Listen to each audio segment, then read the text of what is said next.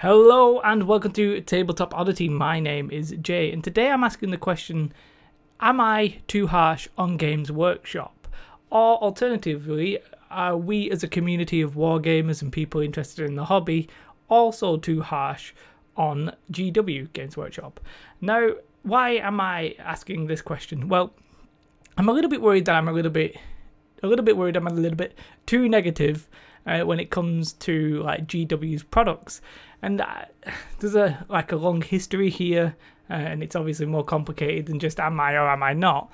But I also think there's a high degree of cynicism, skepticalness regarding GW that perhaps other companies don't get. The community generally feels either pro GW or anti GW, and there's the middle ground people obviously probably aren't as vocal, so we don't really see that. Now, I'm just worried that consciously that I give other companies a pass, whereas I might not give GW the same opportunity to prove me wrong. Basically, I always come on and I go what are they doing with these kill team tactics in this command box? This shouldn't be a thing. This is a bad sales model. Whereas if it was FFG, maybe I would be yeah, they'll give us a way of doing it. I'm confident they'll give us a way of sorting it out.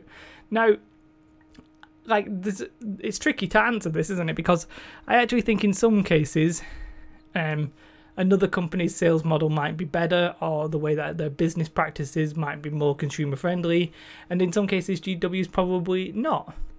But as I said, there's an 8 degree of cynicism immediately projected onto GW products by, as I said, maybe the audience.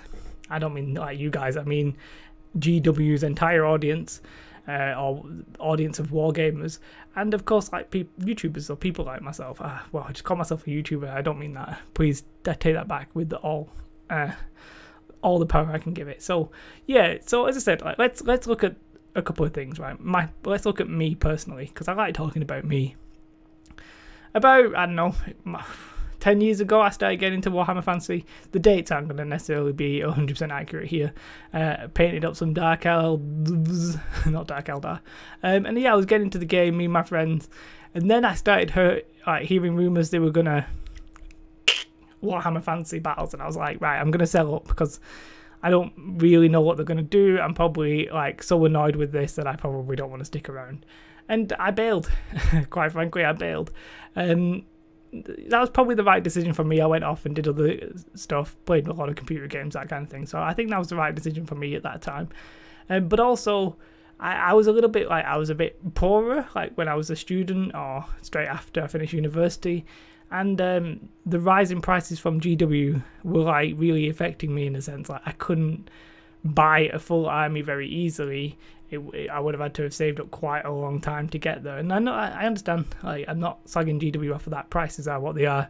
I've done a few different videos on prices, so that combination at the time left me feeling a little bit, let's say, upset kind of thing, and frustrated a little bit that it was gone. GW just got rid of it. So I'm a little bit worried that this cynicism on my part, having experienced that I'm translating it, it's rearing its head now.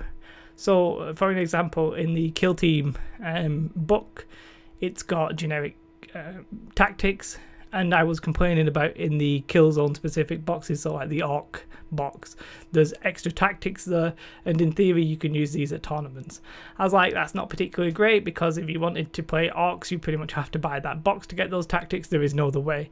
And I still stand by that not being amazingly great, but I've sort of mellowed with that as a concept, because it's basically, if you want to play Orcs and you already play 40k, well, they're trying to get you to buy that box.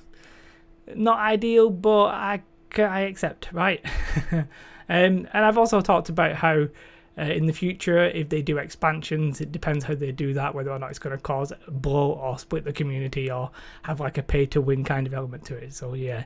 And then I was going to make a video, and I still might make this video, talking about how kill zones themselves, well, especially at GW, look like they can be used with we don't know if it's in proper competitive or not, but it looks like they can possibly be used, and how I don't like that, because if you if you are familiar with your Killzone, and maybe it's the Rogue Trader one and the rules are quite different, maybe you have an advantage just because you bought that and I haven't bought that, because the rules aren't available everywhere else. So those videos that I was going to make or have made are quite cynical, right?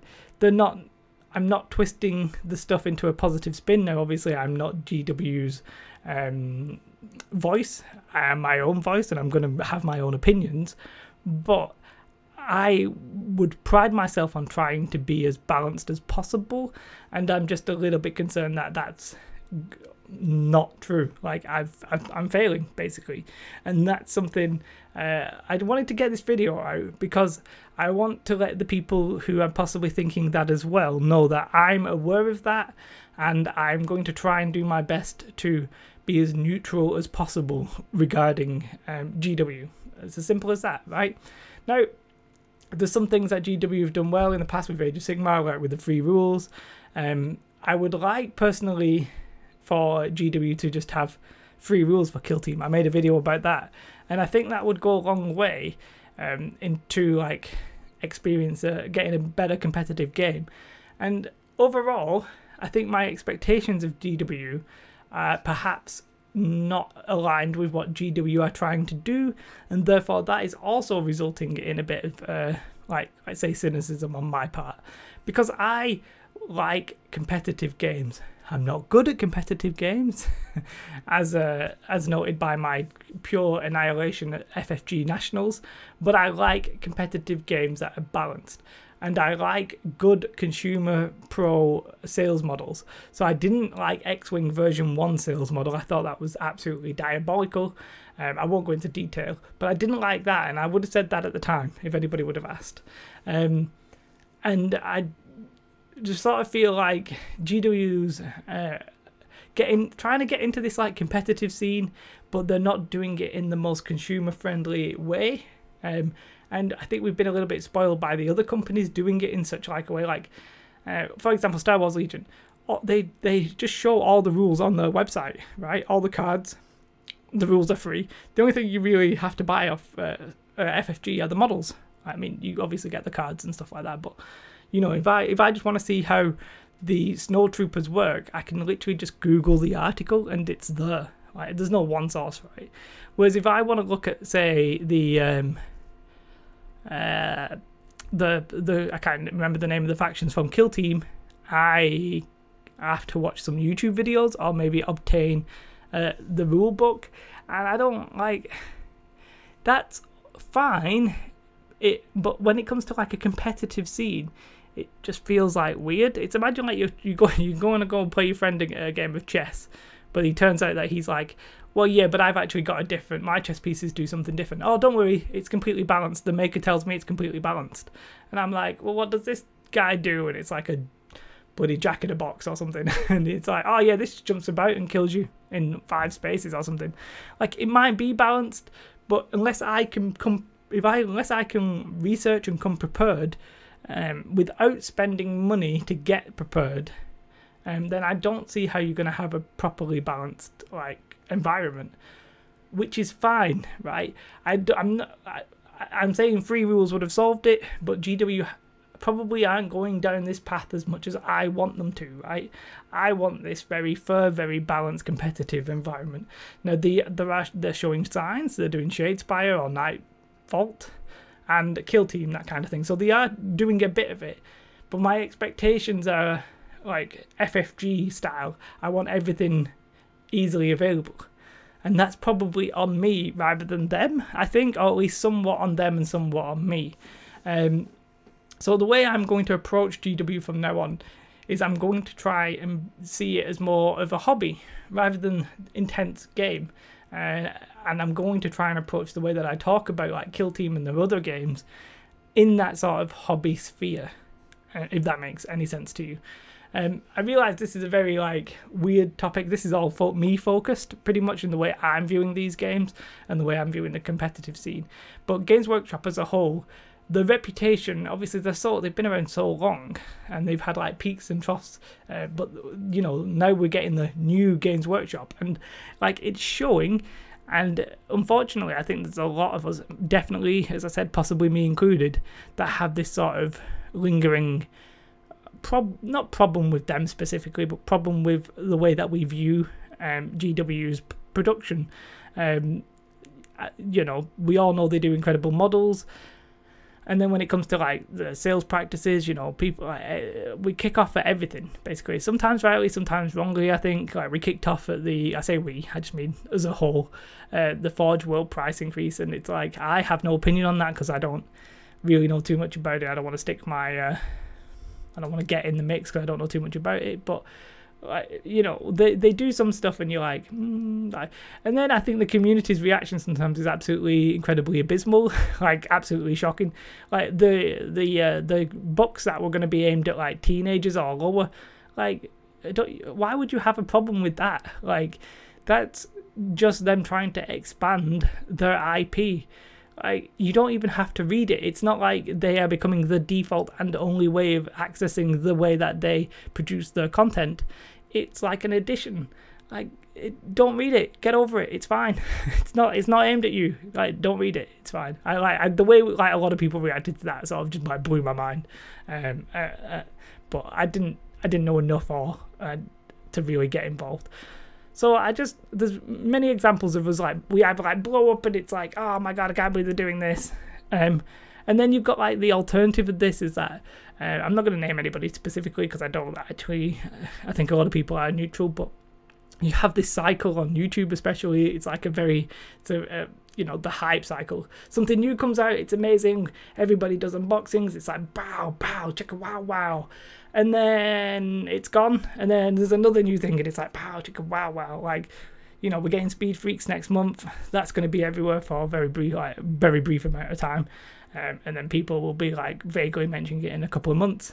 And that, like, cycle, we're, like, so used to it that we're not getting the time to settle and have proper, like, decent formed opinions. Because Games Workshop are so big, they're doing so much. And it's very easy to find the bad and ignore the good, or the other way around, you find the good and you ignore the bad. So this is a very long video, which basically just saying I'm going to try and do better. I'm going to try and be more neutral.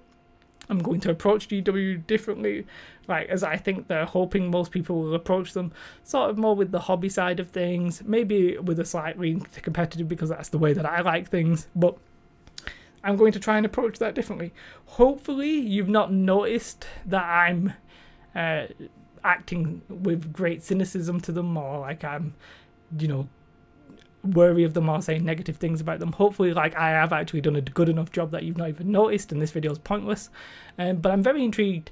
What do you think? Has any of my content been overly negative? I'm more than happy to take feedback, by the way. Like, don't feel like you can't tell me. I would hope everybody feels like they can tell me both the good and the bad. And let me know what you think about, like, how do you feel about them? Do you sometimes think you're not necessarily balanced because of experience A or whatever? And what do you think about the community as a whole? Do you agree with me that sometimes it's a bit flip-floppy? It's a bit, you know, it's like either a hype train or an anti-hype train. We hate this, but we love this. It almost reminds me of like console fanboys in a sense, but let me know if you share that view. Yeah, I hope you don't mind this video. I realise it's probably very different from everything I've done before because it's the subject's a bit weird. But yeah, I'm very, very, very interested in your thoughts. Hopefully this has made sense. I've just winged it. I didn't do any notes, and I normally do. But yeah, if you like this video, do like. If you're not already subscribed, you'll hopefully get balanced content. Hopefully the content has been balanced, but hopefully you'll get even more balanced content, which is probably an oxymoron, so that makes no sense. But do subscribe. Thank you to everybody who supports me on Patreon. That really does help. There'll be a link about there if you want to support me there. I do really appreciate it. Have a most beautiful day, and goodbye. Bye.